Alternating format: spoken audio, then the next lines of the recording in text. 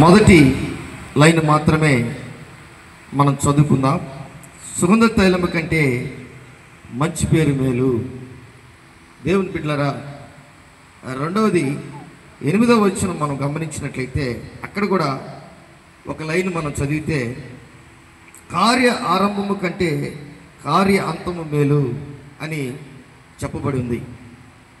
కాబట్టి దేవుని బిడ్డలముగా యేసుక్రీస్తు ప్రభుల వారిని ఎరిగినటువంటి వారముగా మనము ఎక్కడ పని చేస్తున్నా, ఎక్కడ జీవించుతున్నా దేవునికి ఇంపైనటువంటి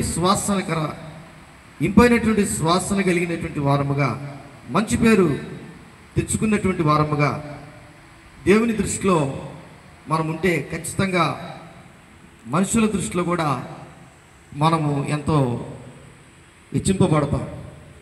బైబిల్ చెప్తుంది, తను తాను తగ్గించుకున్నవాడు హెచ్చింపబడతాడని. అలాగే వారిజమ్మ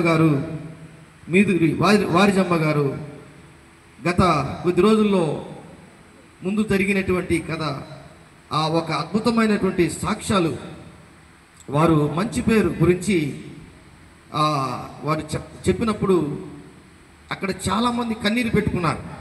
ఎందుకంటే తన కొలీగ్స్తో ఉన్నటువంటి ఆ సంబంధం, వారు తల్లిగారు ఆ డాక్టర్స్ని ప్రేమించినటువంటి విధానం.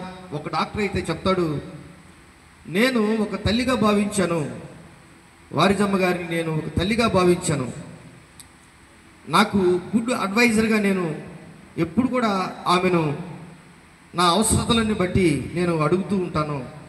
నాకు మంచి సజెషన్స్ చెప్పి నా కష్టాల్లో, నా డిప్రెషన్లో తల్లిగారిని నేను అడిగినప్పుడు ఎన్నోసార్లు మీరు భయపడొద్దు, దిగులు పడొద్దు, దేనికి మీరు కృంగిపోవద్దు అని నన్ను ధైర్యపరిచి ఎంతగానో నన్ను ఆమె బలపరిచిందని వారిజమ్మ గారి గురించి చెప్పారు. ప్రియమైనటువంటి దేవుని బిడ్డలారా, బైబిల్ కూడా అదే చెప్తుంది, సుగంధ తైలము కంటే మంచి పేరు మేలు. ఈరోజు చాలామంది జీవితాల్లో ఒక షాప్కి వెళ్ళి మనం సుగంధ తైలం కొనుక్కోవచ్చు.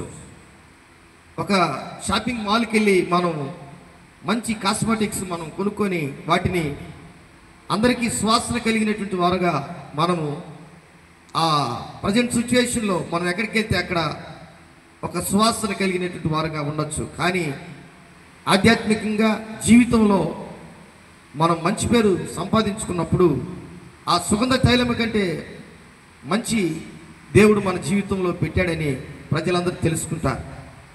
రెండవదిగా, ఎప్పుడైనా మన జీవితంలో ఒక కార్యము జరుగుతున్నటువంటి పరిస్థితుల్లో కార్య ఆరంభము కంటే కార్య అంతము మేలని ప్రసంగి గ్రంథంలో సొలొమోను ఈ మాటను ఎందుకు రాయించాడంటే, తన బ్రతుకులో తాను రాజుగా ఉన్నప్పుడు దేవాలయమును మొట్టమొదటిగా కట్టింది సొలొమోను రాజే.